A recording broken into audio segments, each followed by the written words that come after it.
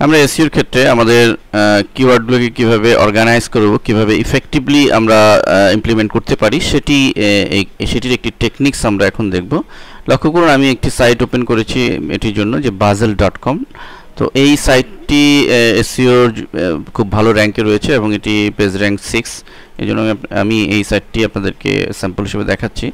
এবং এটি মূলত একটি জেনারেল নলেজের উপর সাইট। দেখুন এখানে ক্যাটাগরি দেখতে পাচ্ছি animals, pets, arts, literature, business, finance, computer, internet ইত্যাদি, ফুড অ্যান্ড ড্রিঙ্ক। তো এর মধ্যে সে একটা অংশ দিয়েছে হেলথ অ্যান্ড ফিটনেস বা হেলথ অ্যান্ড ডিজিজের উপরে। লক্ষ্য করুন এখানে কিডনি ফেলিওর সিমটমস নামে একটি আর্টিকেল সে দিয়েছে। তো কিডনি ফেলিওর সিমটমস এইটিতে যদি আমরা ক্লিক করি তাহলে সে এই পেজে আমাদেরকে নিয়ে যাচ্ছে। তো লক্ষ্য করুন যে আমাদের তার মূল কিওয়ার্ড হচ্ছে কিডনি ফেলিওর সিমটমস। এই কিওয়ার্ডটি আমরা কিভাবে আমাদের পেজে সঠিকভাবে ইমপ্লিমেন্ট করব এসইওর জন্য। তো আসুন, তো দেখুন সে কীভাবে সাজিয়েছে। প্রথম হচ্ছে যে এই পেজের সে মেইন যে হেডিংটা সেটি দেখুন একটি কিন্তু হাইলাইটেড করেছে, তুলনামূলক বড় করেছে, বোল্ড করেছে। এবং এটি কিন্তু অর্থাৎ কিওয়ার্ডকে সে হাইলাইটেড করেছে এবং এই হাইলাইটেড যে হেডলাইন বা ফরম্যাটের যে হেডলাইন এটি কিন্তু সার্চ ইঞ্জিনগুলো গুরুত্ব দিয়ে থাকে। সো আমরাও যখন কোনো কিওয়ার্ডকে হেডলাইন হিসেবে ইউজ করব সেক্ষেত্রে আমরাও এই জিনিসটা বিবেচনা রাখবো।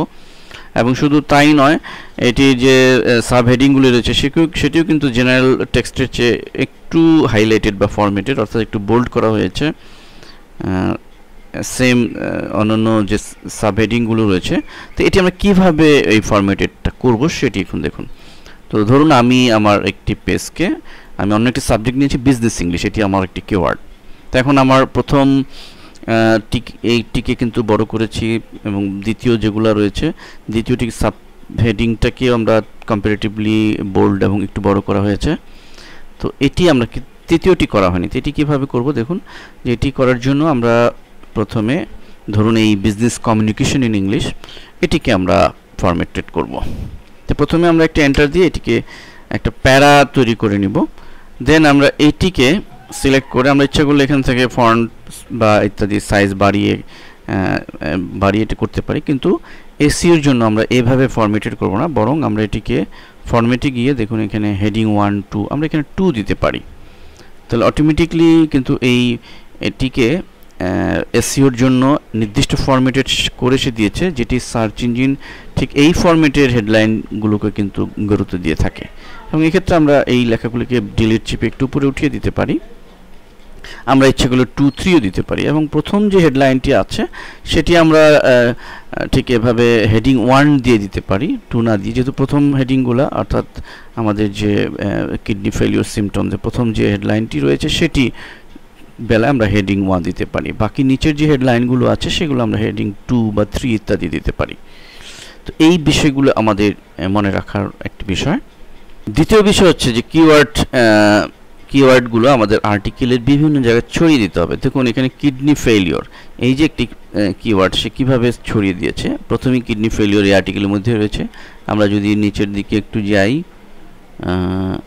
ঠিক এইখানে দেখুন কিডনি ফেলিওর, এখানেও সে কিডনি ফেলিওর কথাটি নিয়ে এসেছে, এইখানেও আছে কিডনি ফেলিওর।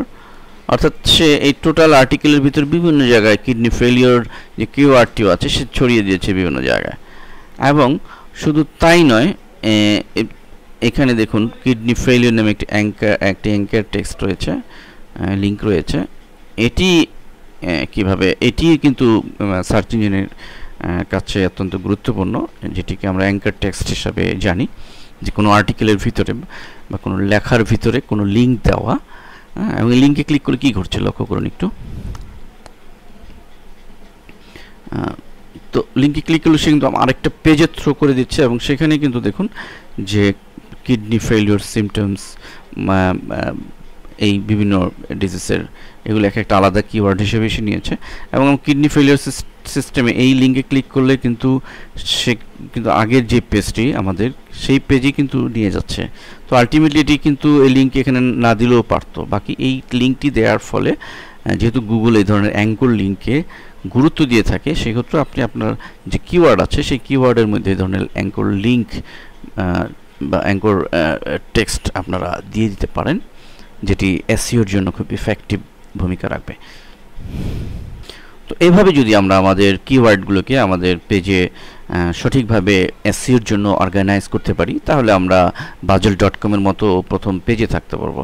উল্লেখ্য যে এই bazel.com এখানে কিন্তু আগেও বলেছি যে যদিও এটি একটি জেনারেল নলেজের সাইট, কিন্তু আপনি গুগলে যদি কিডনি ফেলিওর সিস্টেম নামে সার্চ দেন তাহলে কিন্তু এই সাইটটিকে সে একেবারে গুগল প্রথম পেজই নিয়ে আসবে, দশের ভিতরেই নিয়ে আসবে।